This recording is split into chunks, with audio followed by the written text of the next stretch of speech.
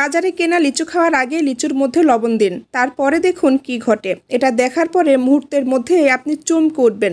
এতদিন পর্যন্ত এটা কেন দেখেননি এবং জানেননি, সেজন্য আফসোস করবেন। আজকের পর থেকে বাজারে সমস্ত লিচু কিনে নিয়ে এসে এটার মধ্যে লবণ দিতে বাধ্য হবেন।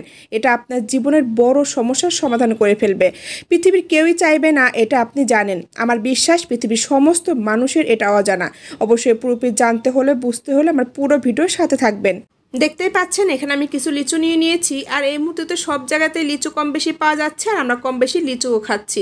কিন্তু লিচু খাওয়ার আগে কখনো লবণ দিয়ে দেখেছি? এটা দেখার পরে আপনি পুরোপুরি আশ্চর্য হয়ে যাবেন। আপনার জীবনের সর্বোচ্চ বড় সমস্যার সমাধান হয়ে যাবে। আপনি চমকে উঠবেন। এতদিন পর্যন্ত এটা কেন জানেননি এবং দেখেননি, এটার জন্য আপনি আফসোস করবেন। আজকের পর থেকে সমস্ত লিচুর মধ্যে লবণ দিতে আপনি বাধ্য হবেন। দেখতে পাচ্ছেন আমি যে লিচুগুলো নিয়ে নিয়েছি, এটার মধ্যে কিন্তু আমি লবণ দিয়ে দিব। এখানে যে কোনো লিচু আপনি ব্যবহার করতে পারবেন। যেহেতু এখন অনেক ধরনের লিচু বের হয়েছে, যখন যে লিচুটাই খাবেন না কেন সেই লিচুর মধ্যেই কিন্তু আপনি লবণ দিতে পারবেন। তা আমি এখন যে লিচুটা বাসায় নিয়ে এসেছি সেটার মধ্যেই কিন্তু লবণ দিব। যখনই আপনি বাজার থেকে লিচুটা আনবেন ওই মুহূর্তেই কিন্তু এই কাজটা করতে হবে, পরে করলে কিন্তু কখনোই হবে না। তো আমি এই মুহূর্তে কিন্তু বাজার থেকে লিচুগুলো নিয়ে এসেছি, এটার মধ্যেই কিন্তু আমি এই মুহূর্তে লবণ দিব। তার আগে যেটা করতে হবে, একটা বোলে নর্মাল পানি নিতে হবে। যদি আপনি লিচুটা তাড়াতাড়ি খেয়ে শেষ করতে চান, সেক্ষেত্রে আপনি হালকা হালকা গরম পানি এখানে ব্যবহার করতে পারবেন। খুবই সামান্য, নর্মালের মতোই হবে, হালকা একটু গরম মনে হবে না এটা গরম। তবে অনেক সময় দেখা যায় ফিল্টারে অনেক সময় পানি থাকার জন্য কিন্তু একটু গরম হয়ে যায়, ওরকম গরম পানি নিলেই হবে। তো এখানে আমি এরকম গরম পানি নিয়ে নিয়েছি, হালকা একদম নর্মাল পানির মতোই কিন্তু এটা গরম। এটা কোনোভাবেই কিন্তু ঠান্ডা না এবং অনেক বেশি গরমও না। এখন যেটা করতে হবে, এই পানির মধ্যে লবণ দিতে হবে। যদি আপনাদের লিচুর পরিমাণটা অনেক বেশি থাকে, সেক্ষেত্রে পানির পরিমাণটাও বেশি লাগবে এবং লবণের পরিমাণটাও বেশি লাগবে।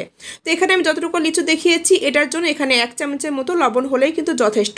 আমি এই পানির মধ্যে 1 চামচের মতো লবণ দিয়ে দিয়েছি, তবে পানির মধ্যে একটু সময় নিয়ে ভালোভাবে মিশিয়ে নিয়েছি। লবণটা দেওয়ার পরে যেটা দিতে হবে, আধা চামচের মতো ভিনেগার। যদি বাসায় ভিনেগার না থাকে, সেক্ষেত্রে আপনি 2 থেকে 3 ফোঁটার মতো লেবু রসও এখানে ব্যবহার করতে পারবেন। তো ভিনেগারটা দিয়ে আবার একটু সময় নিয়ে ভালোভাবে মিশিয়ে নিতে হবে, যেন পানির মধ্যে লবণ এবং ভিনেগার ভালোভাবে মিশে যায়, সেদিকে খেয়াল রেখে তারপর আপনি একটু সময় নিয়ে মিশিয়ে নেবেন।